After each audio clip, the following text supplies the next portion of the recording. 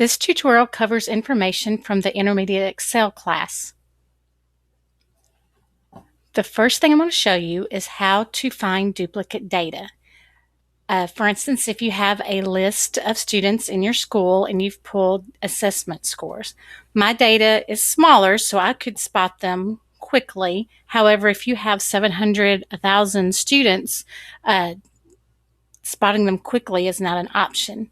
To find duplicate data in your worksheet, I like to go to the conditional formatting. I'm going to choose the column in which I want it to find duplicate data.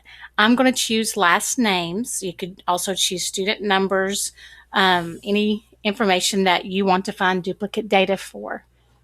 Under conditional formatting, I want to choose the arrow,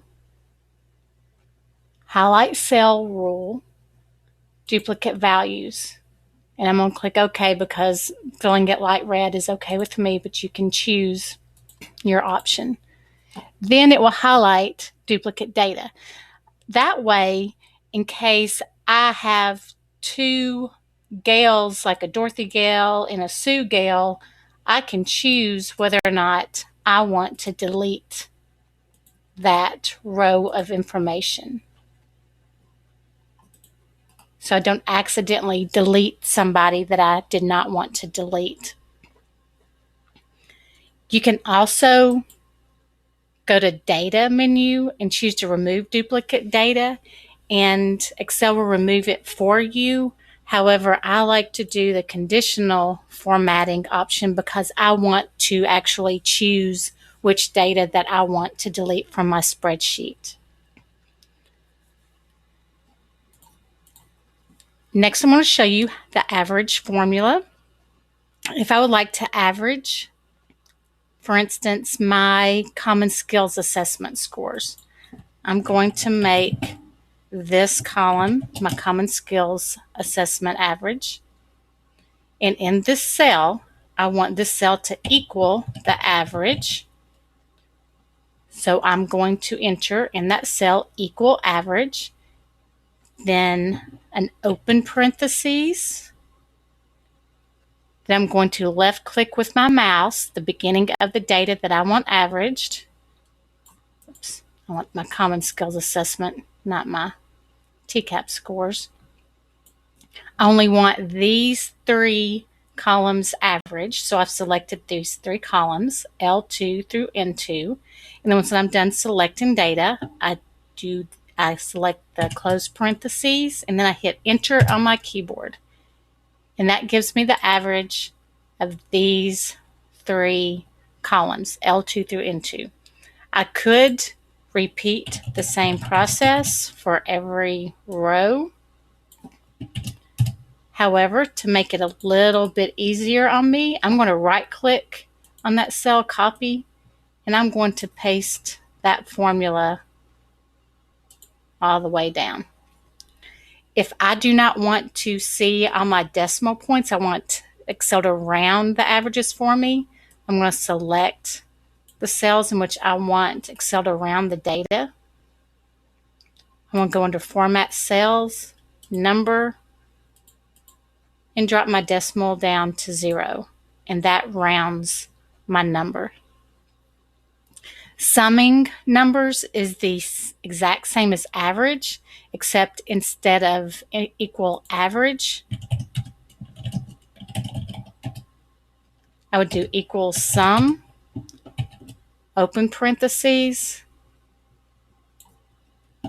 choose the data, close parentheses, and hit enter.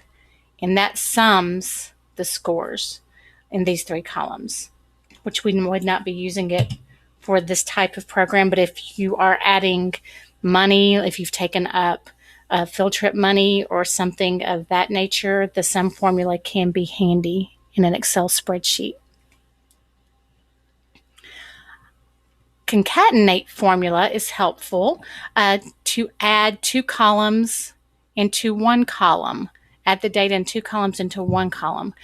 For example, if I did not want two separate columns for names, I'm going to insert a couple of columns to the right of my data, And I'm just going to label this student name.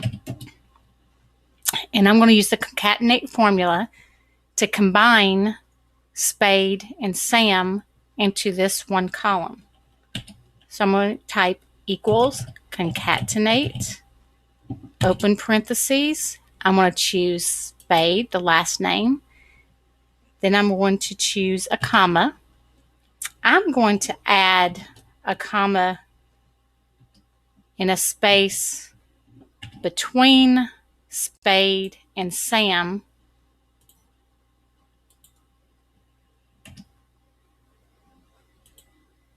to where I have equals concatenate A2, comma, parentheses, comma, space, parentheses, comma, and then Sam, close parentheses, and we'll hit enter.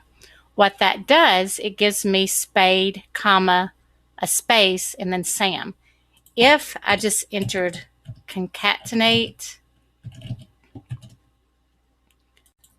Poppins, comma, Mary, and then close parentheses, it combines my whole name into one because Excel thinks I want Poppins, Mary to be combined into one word. I could just add the comma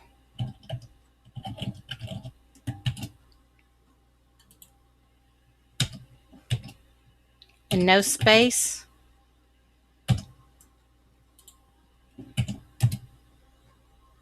But once again, I like adding that little extra space after the comma.